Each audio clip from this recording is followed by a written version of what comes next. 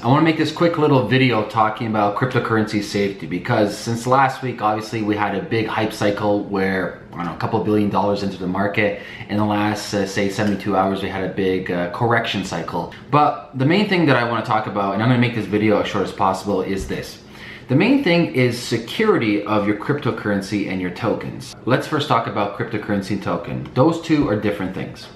You have cryptocurrency, which is a main utility in a blockchain protocol such as say Neem or Ethereum or Bitcoin. And then you have tokens, which are built on top of blockchains such as Ethereum. Okay, so depending on the amount you have, and I'm going to be talking about different options. I know I had another video about wallets, which you can find below this video. But the main thing that I want to talk about is keeping your crypto and tokens offline. For example, with a cold storage hardware wallet like this.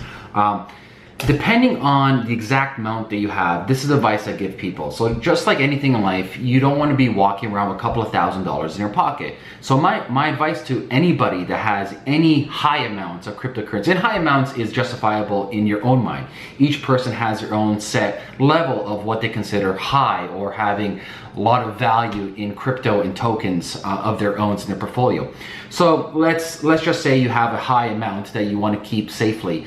There are a couple of different methods for different currencies or cryptocurrency, a couple of different methods for tokens. Unfortunately, no hard wallet right now can handle everything, all tokens and all cryptos yet. They're all working on it. And there's many different hard wallets and cold wallets working on this process, which is fantastic. For example, right now, one of my favorite things to use, and I use it, for example, Zcash, Dash, Bitcoin, Ethereum Classic, Monero, Ripple, all these different other cryptos and tokens as well. They're slowly building on. I like using the Ledger. Now, the Ledger is great for a couple of reasons. A, they just got backed with $10 million, so I know they're gonna be lasting for a while. They've been working extremely hard for the last couple of years, building up their brand, building up their technology, so they didn't come here from yesterday. And above all, what I really love about the Ledger is their simplicity. See, when you open up the box, it's pretty straightforward. It comes with like this simple paper, plug, download the app, put your 24-word seed, so if in case you lose the Ledger or in case it gets demagnetized or in case it gets broken, you have your combination of 24 words from 1 to 24, which you can go online and back up your Ledger from anywhere around the world. So regardless of if you have this, as long as you have your 24 seed phrase word, you can back up your cryptos and tokens. Now, the downside with, say, using the Ledger is the fact that they don't support everything. For example, some tokens such as Saya, for example, Golem right now, they don't support that. So you don't, like I mentioned before, you don't have the optionality of utilizing all your tokens and cryptos on this yet. You know, I don't want to keep this video biased and just talk about the Ledger. I've also played around with the Trezor hard wallet, which I think is great. I think they might be ahead of the Ledger in regards to accepting all ECR20 tokens from Ethereum. I'm not 100% on that, but that's what I heard. So that's pretty cool, where you can actually accept all different tokens.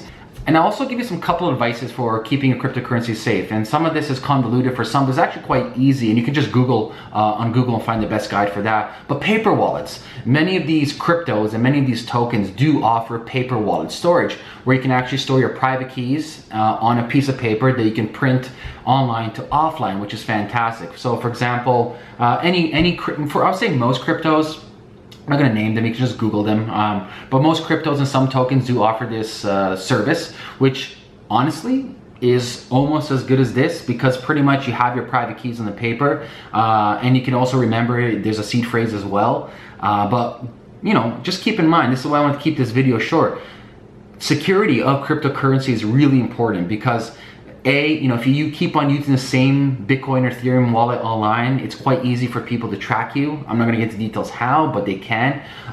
B, from security, most people keep a lot of money, whether it's on exchange or even on their computer. That's easily hackable. Your computer is easily hackable. Your exchanges, whether it's I don't know, whether it's Kraken, whether it's Bitfinex, whether it's, who knows, there's so many out there.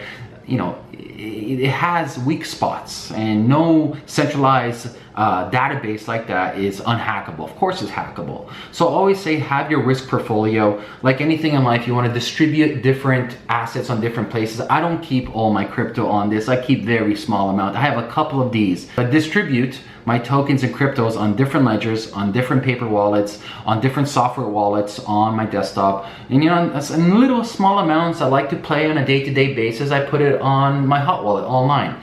Okay, so just keep that in mind.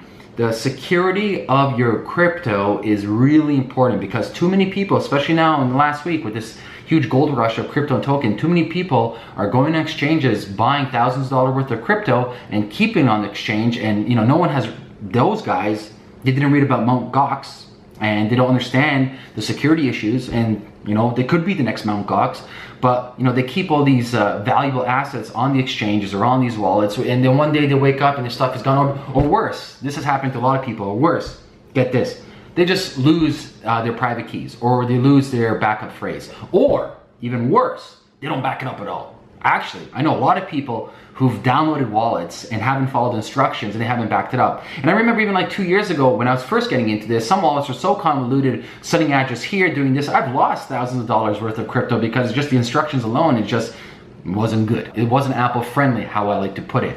But yeah, that summarizes. I really want to keep this video short. Do yourself a favor, get any hardware wallet. The one I like to use, I'm not biased towards it, but I do like using, is Ledger Nano. There's a link below this video. And oh, I forgot to mention, my good buddy John, he sent me this over from Simple Programmer. If you want to learn about programming, whether it's JavaScript or anything else, check out his YouTube channel. John, thanks for this shirt, man. It's awesome. I'll leave a link below this video. Like always, guys, if you have any questions for me, leave a comment below this video, and I'll talk to you guys soon. Peace.